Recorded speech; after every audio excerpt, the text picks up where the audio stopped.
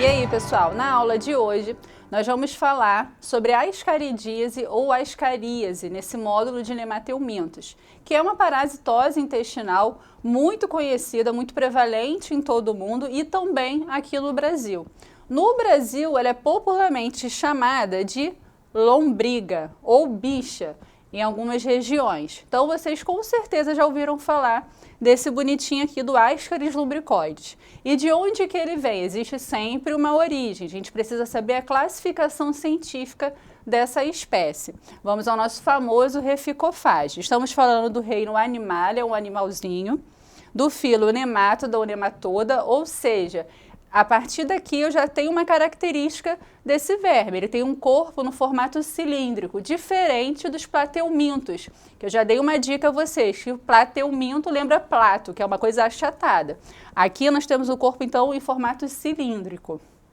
Da classe Cercenentia, da ordem Ascaridida, da família Ascarididae, do gênero Ascaris e, finalmente, o nosso Ascaris lumbricoides. Por que eu falo Ascaris lumbricoides? Porque até existem outras espécies que podem infestar o homem, causar ascaridíase, como o Ascaris sum, que tem como hospedeiro natural os suínos, mas isso não é muito comum de acontecer. Então, nós vamos associar, normalmente, a ascaridíase humana à espécie Ascaris lumbricoides. Então, nós vamos falar do Ascaris lumbricoides.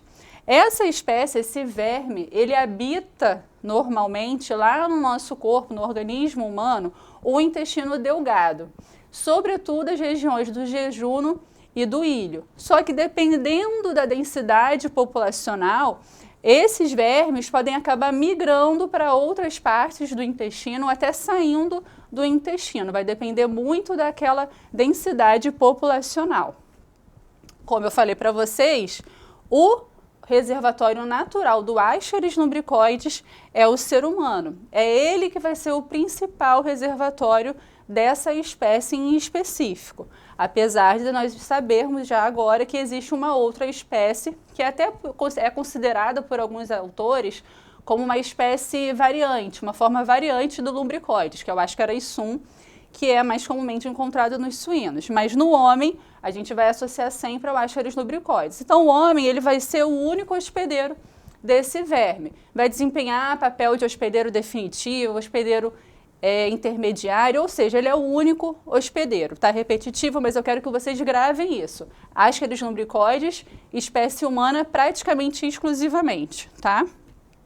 A transmissão ela vai se dar, na maioria das vezes, de forma indireta, pela transmissão fecal-oral. O que isso significa? Que o homem vai se infectar indiretamente, ingerindo os ovos embrionados, que têm lá as larvas infectantes no seu interior, que estão lá contaminando a água, os alimentos, o solo que aquele homem teve contato. Então, de forma indireta, ele acaba sendo contaminado. Esses ovos são liberados nas fezes, por isso a transmissão é fecal-oral.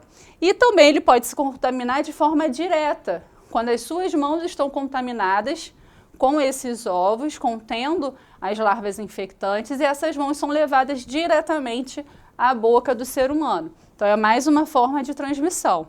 Não podemos esquecer da transmissão que utiliza os vetores mecânicos, como as moscas, porque essas bonitinhas podem pousar em algum local onde tenham fezes contendo esses ovos, contendo as formas infectantes do Ascaris. Esses ovos vão ficar ali depositados, aderidos às patas desses vetores, eles vão pousar em seguida em outro local, como, por exemplo, na fruta que você vai consumir em seguida, sem fazer a higiene adequada, e acabar carreando esses ovos e causando mais uma infestação em um ser humano. Então, é mais uma forma de transmissão.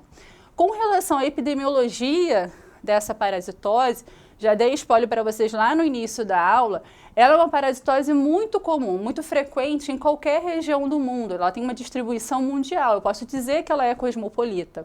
O Ascaris, junto com os ancilostomídeos e também com tricúris, vai formar um grupo que nós chamamos de eumintos transmitidos pelo solo, que tem uma sigla conhecida como STH.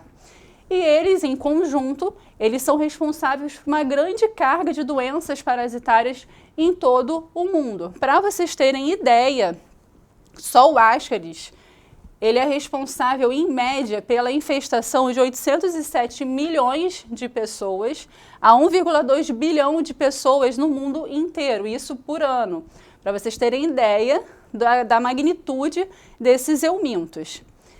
Normalmente, esses eumintos são encontrados, né, principalmente em regiões de clima tropical, subtropical, com clima quente, úmido. O Brasil se enquadra nisso. Aqui no Brasil, a ascaridíase ela é considerada como a parasitose de maior frequência relacionada aos eumintos, então ela é a mais prevalente no nosso território. Então a gente já acaba associando essa parasitose a locais em desenvolvimento, em países em desenvolvimento, onde nós temos baixas condições socioeconômicas, baixas condições sanitárias precárias, em ambientes rurais também. Dificilmente a gente vai encontrar uma parasitose dessa em países desenvolvidos. Raramente você vai encontrar ou não vai encontrar essas parasitoses nesses países desenvolvidos, que têm condições socioeconômicas e condições sanitárias muito mais evoluídas que nos países em desenvolvimento. Para vocês terem ideia, também, no caso do Ascaris, ele é responsável em torno de 2.000 mortes por ano, que estão relacionadas principalmente às complicações geradas pela obstrução que o bolo de Ascaris pode causar, ou obstrução intestinal, ou obstrução biliar, todas essas mortes relacionadas a esses quadros mais complicados, principalmente nas crianças. Essas crianças, principalmente aquelas menores de 12 anos, são consideradas o grupo de maior risco de infestação pelo Ascaris lumbricoides, pelos hábitos mesmo dessas crianças. Na faixa escolar, principalmente, a gente tem uma prevalência, uma incidência muito alta dessa parasitose. E conforme a faixa etária vai evoluindo, você vai vendo que existe uma diminuição dos casos reportados relacionados ao Ascaris. Então, ela está muito relacionada realmente à faixa etária ali infantil. Além dessa faixa etária infantil, outros hábitos são considerados fatores de risco para a infestação do Ascaris lumbricoides. Por exemplo, pessoas que têm o hábito de coprofagia. E aí já entram as crianças também, que tem aquela fase ali mais fálica, que elas colocam tudo na boca, comem suas próprias fezes. Ou pacientes que têm distúrbios psiquiátricos. Então, a parte da coprofagia, ela está muito associada a essa infestação. Da mesma forma, os hábitos higiênicos, que são um pouco mais precários comparando uma pessoa com a outra. Outro fator de risco é quando são utilizadas fezes humanas, que podem estar ali potencialmente infestadas com os ovos do Ascaris lumbricoides, como adubo em algumas regiões. Elas são usadas como fertilizantes, contaminando toda a plantação que tiver sido adubada com essas fezes, tá? Então, mais um fator de risco.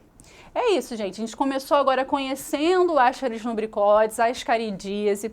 Vimos que é uma parasitose muito prevalente em todo o mundo. Está muito relacionada aos hábitos higiênicos das pessoas, a sua transmissão é fecal-oral.